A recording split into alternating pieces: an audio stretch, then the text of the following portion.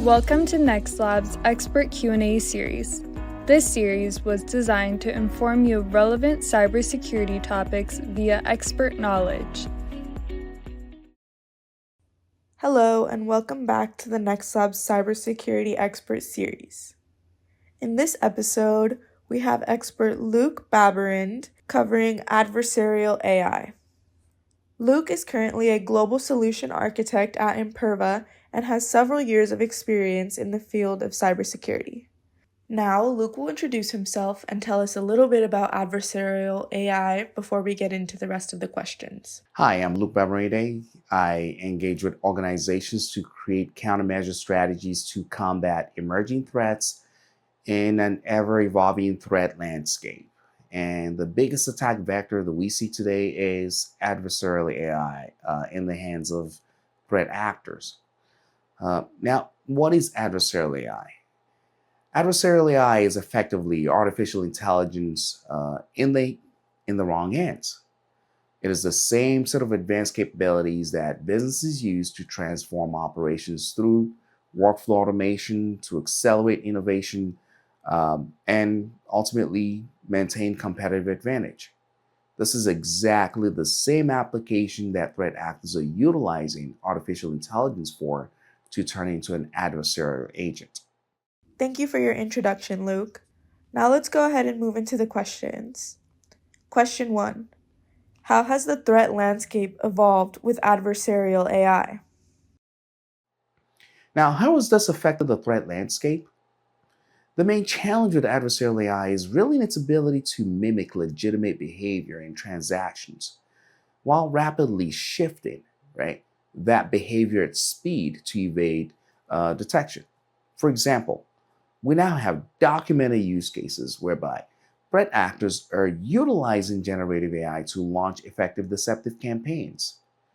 This is far easier today to automate attack sequences, starting with automated reconnaissance against targets to identify vulnerabilities and business logic flaws, and rapidly develop payloads to exploit those vulnerabilities. And make no mistake, this is not limited to just systems, as humans continue to be the weakest link in this deception story, right? And it works really well in compromising what we can call the human OS. We see the implication of this as it shifts the rise of fraud, right? Where we are seeing more scams. You can see this you can read this in FTC reports, annual reports. And these are occurring more and more through the digital channels, your phone, social media platforms, you name it. Now, this has consequential implications on organizations that are still using traditional security controls to identify anomalies through legacy feedback loops of correlating signals. But with adversarial AI, that old approach is simply not effective. Organizations need to shift toward advanced behavior deviation techniques that can identify these sophisticated traits that hide in plain view, but very hard to identify. Thankfully, we are starting to see a positive shift in integration of advanced capabilities into cybersecurity programs to enhance the outcomes of organizations fighting this new cyber warfare. As an example, endpoint solutions now have advanced capabilities that no longer depend on signatures to identify zero-day vulnerabilities and exploits against systems. But the broader anomaly detection and prevention solutions are still a little bit behind. We still need advanced capabilities to augment the capabilities that we continue to use today, right? And that's the way forward for organizations. Thank you for your thoughts on that, Luke. Question 2. For so long, cybersecurity has suffered from skill shortages to combat threats. How has the adoption of AI capabilities within cybersecurity impacted security programs? Now, what is the implication of AI on the shortage of skills that we've always had in cybersecurity, right? And this has been accelerated in the last few years as digital channels continue to expand. As adversarial agents evolve their tactics and techniques, organizations are forced to readapt the defensive strategies. However, this process requires advanced technological capabilities infused into programs to bridge that gap, right, where shortage of skilled cybersecurity professionals can really be limited, where it's not directly impacting business, right? It is a classic case of people, process, and augmented technology into that mix. And with AI capabilities that are starting to make their way into security operations centers, the workload on humans is getting better, especially with mundane tasks such as triaging, which takes a lot of time. This is allowing organizations to better utilize their human capital.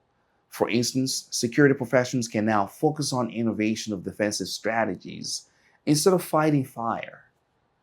And for software development, we've seen the biggest shift there, where augmentation of AI capabilities into Code Factory can facilitate better and faster unit testing to improve security and software quality overall, right? As humans start to focus on security by design philosophies. Great insights, Luke. Thank you. Now moving on to question 3. Following on to the previous question, what is the role of humans in this evolving landscape, especially for defensive security? Now, follow up from the previous question, the role of humans in this evolving landscape, especially for defensive security, it means that humans can continue to do what we do very well, which is being creative. This is ironically what the threat actors actually do very well, right? They can readapt at speed their tactics and techniques while leveraging cutting edge capabilities to move faster beyond detection. Now, organizations need to do exactly the same thing. This means security professionals must learn to evolve faster and become just as creative. And with technologies such as generative AI, we've seen that learning is becoming easier, where we can leverage these tools to advance learning capabilities in humans. This is simply not a battle of cat and mouse, but we believe that if we can start to do the fundamental things very well and staying informed of the evolving landscape, we will leave less gaps for threat actors to exploit, even with advanced capabilities. Great, thank you for covering that. Now, our last question. You mentioned the significance of doubling down on doing the fundamentals really well. Can you please give us an example of that design philosophy? As I mentioned before, it's really critical to start doubling down on doing the fundamental things really well. And an example of that is the EU AI Act that got enacted in December, right? It's a reasonably good frame of reference. Case in point, high-risk requirements from the Act emphasizes the significance of quality control checks. Human oversights, that's another critical element. Transparency in decision-making processes, again, making sure that we are not simply leaving things to black boxes. These are hallmarks of prioritizing governance and ensuring the best practices are taken seriously. Effectively, when we start to use defensive approach that emphasizes on knowing that everything or anything that can go wrong will go wrong, it should transform the way that we approach security by design, right? It means we deliver better code to better infrastructures that are following best practices and better secure our services. Again, thank you for having me, and hope to hear more of great stories of how businesses and organizations continue to protect themselves against this evolving landscape. Once again, thank you so much, Luke, for participating in this episode of the Cybersecurity Expert Series. We appreciate your expertise in the field of cybersecurity. Be sure to subscribe to our YouTube channel and stay tuned for the next episode of the Cybersecurity Expert Series, where we will have a new expert sharing their insights. Thank you for watching.